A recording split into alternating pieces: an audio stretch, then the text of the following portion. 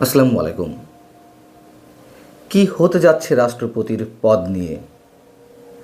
আমাদের বর্তমান রাষ্ট্রপতি মোহাম্মদ শাহাবুদ্দিন চুপ্পুর মেয়াদ আছে 2028 সালের এপ্রিল পর্যন্ত এবং সংবিধানের 50 অনুচ্ছেদ অনুযায়ী যেহেতু রাষ্ট্রপতির মেয়াদকাল 5 বছর, সেহেতু ওই পদে কেউ থাকা পর্যন্ত অন্য কোনো ব্যক্তিকে রাষ্ট্রপতি নির্বাচন করার কোনো আইনগত সুযোগ নাই,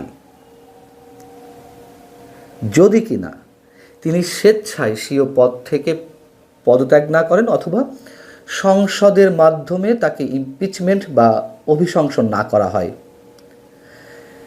কিন্তু যেহেতু বিএনপি সরকার গঠন করেছে, তার 5 বছর থাকার কোনো প্রশ্নই ওঠে না, এটুকু আমরা বলতে পারি। আর সেই জায়গা থেকে নিশ্চয়ই আমাদের মনে আছে গত ডিসেম্বরে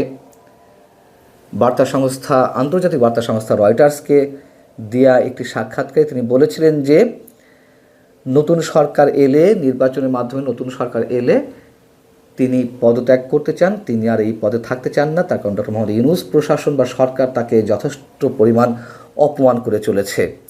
এখন সংসদে খুব স্বাভাবিকভাবেই তিনি যদি স্বেচ্ছায় পদত্যাগ করতে চান, সেরকম কোনো তার অভিমতের জায়গা থেকে স্পিকারের কাছে পদত্যাগপত্র জমা দেন, সেক্ষেত্রে অবশ্যই নতুন রাষ্ট্রপতি নির্বাচিত হবে সংসদের মাধ্যমে।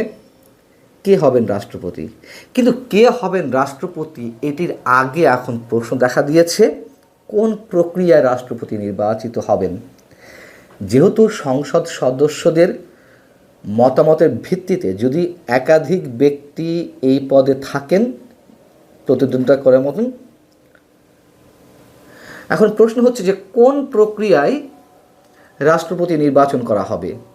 আমরা জানি যে বর্তমান সংবিধান অনুযায়ী সংসদ সদস্যদের সংখ্যাগরিষ্ঠতার,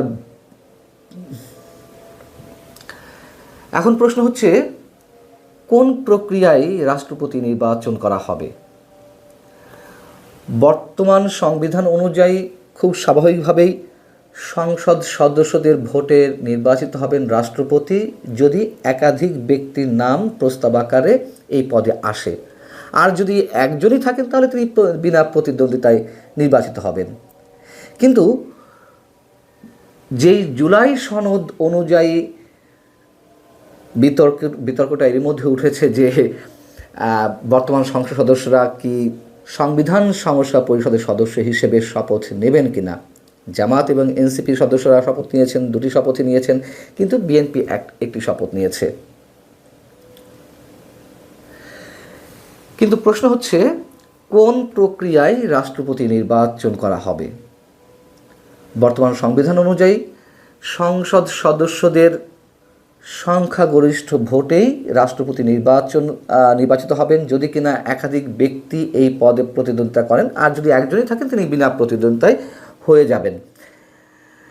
কিন্তু জুলাই সনদ অনুযায়ী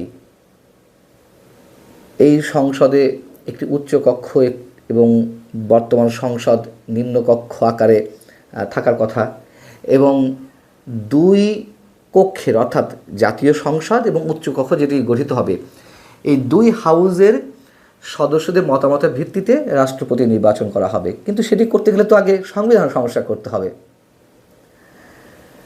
এখন এটি নিয়ে তো তুমুল বিতর্ক চলছে, এক ধরনের প্রতিযোগিতা শুরুই হয়ে গেছে। বিএনপিকে মুনাফিক বলা হচ্ছে, আর বিএনপি বলছে যে না,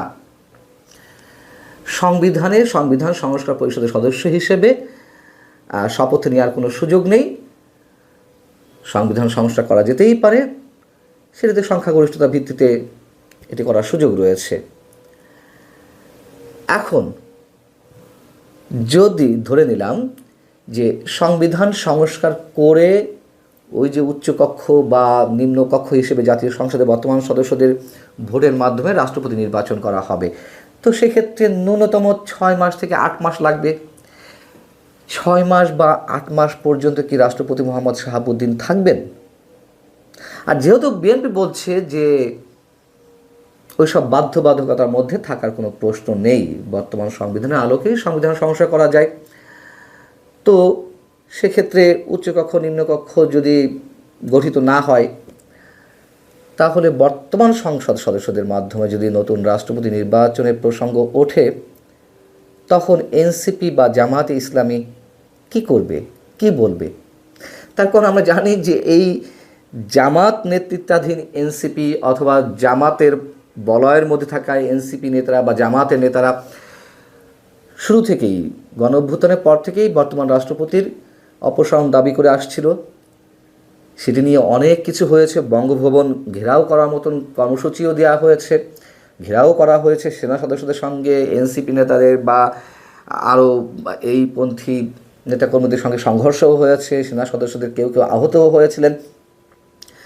শুধুমাত্র বিএনপি বলে আসছিল যে না, এইভাবে রাষ্ট্রপতিকে অপসারণ করলে সাংবিধানিক জটিলতা দেখা দেবে। যাই হোক, এখন সেই বিএনপি যদি রাষ্ট্রপতি স্বেচ্ছায় পদত্যাগের মাধ্যমে নতুন রাষ্ট্রপতি নির্বাচন করতে যায়, সেক্ষেত্রে কি এনসিপি বা জামাতে ইসলামীর বিরোধিতা করার কোনো সুযোগ থাকবে? তখন বিএনপি তো বলবে যে এই রাষ্ট্রপতি তাহলে 6 মাস 8 মাস কন্টিনিউ করবে, তোমরা কি চাও যে তারা 6 মাস বা 8 মাস কন্টিনিউ করুক তিনি? অতএব গ্যারাকলে পড়ে যাচ্ছে এনসিপি এবং জামাত। কি হয় সেটি আমাদের দেখার বিষয়। এদিকে বিদায়ী প্রধান উপদেষ্টা ডক্টর মোহাম্মদ ইউনূসকে ঘিরে নানান গুঞ্জন চলছে। তিনি দেশে আছেন নাকি এরই মধ্যে দেশ ছেড়েছেন, তিনি বিদেশে পাড়ি জমিয়েছেন কিনা, অথবা ডক্টর মোহাম্মদ ইউনূসের নামও বিভিন্নভাবে রাষ্ট্রপতি পদে শোনা যাচ্ছে। একটা গুঞ্জন তো শুরু হয়েছে, বিশেষ করে বিএনপির সরকারে মন্ত্রিসভায় ডক্টর ইউনূসের উপদেষ্টা পরিষদের তুমুল বিতর্কিত যে নিরাপত্তা উপদেষ্টা ডক্টর খলিলুর রহমানের স্থান পাওয়া, সেটিকে কেন্দ্র করে মানুষের মধ্যে এক ধরনের পারসেপশন তৈরি হয়েছে যে রাষ্ট্রপতির পদেও সম্ভবত ডক্টর মোহাম্মদ ইউনূস আসতে যাচ্ছেন। আসলে কি তেমন কিছু ঘটবে? ভারতের প্রভাবশালী গণমাধ্যম এনডিটিভি তারা যেই ব্যাখ্যাটি দেওয়ার চেষ্টা করছে যে নতুন সরকার শপথ নেওয়ার প্রাক্কালে ডক্টর ইউনূসের সম্ভাব্য ভূমিকা নিয়ে জোর জল্পনা কল্পনা চলছে। নতুন সরকার চাইলে তিনি সাংবিধানিক কাঠামোর ভেতরে কোনো পদে থাকতে পারেন বা তাকে রাষ্ট্রপতি পদেও রাখতে পারেন প্রধানমন্ত্রী তারেক রহমান। মানুষের বিভিন্ন গুঞ্জনের সূত্র ধরে এই বক্তব্যটি দেওয়া হচ্ছে এবং বলা হচ্ছে যে অন্তর্বর্তী সরকারের নিরাপত্তা উপদেষ্টাকে নিয়োগের পর এই ব্যাপারটি আরও জোরদার হয়েছে সামাজিক যোগাযোগ মাধ্যমে। কিন্তু অন্যান্য সূত্রে জানা যাচ্ছে যে তিনি বাংলাদেশে কয়েক সপ্তাহ থাকার পর প্যারিস চলে যাবেন।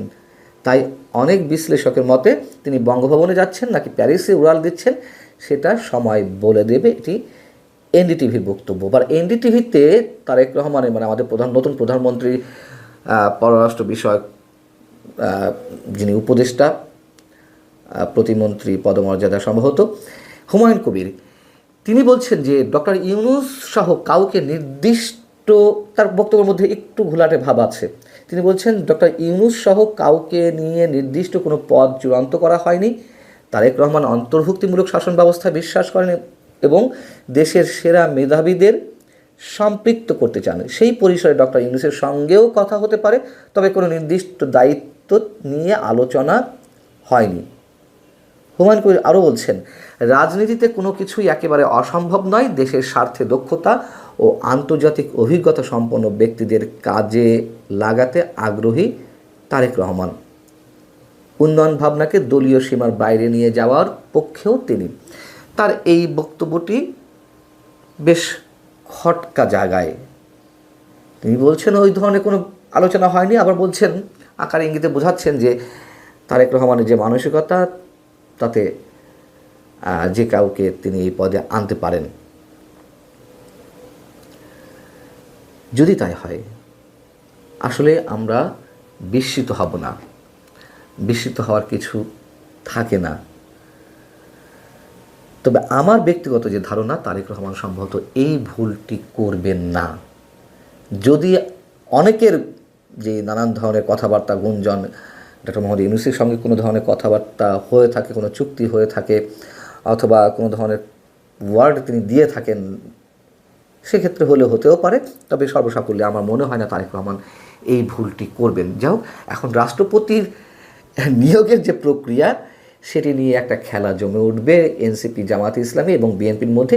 এটি বেশ আমরা ঢের বুঝতে পারছি।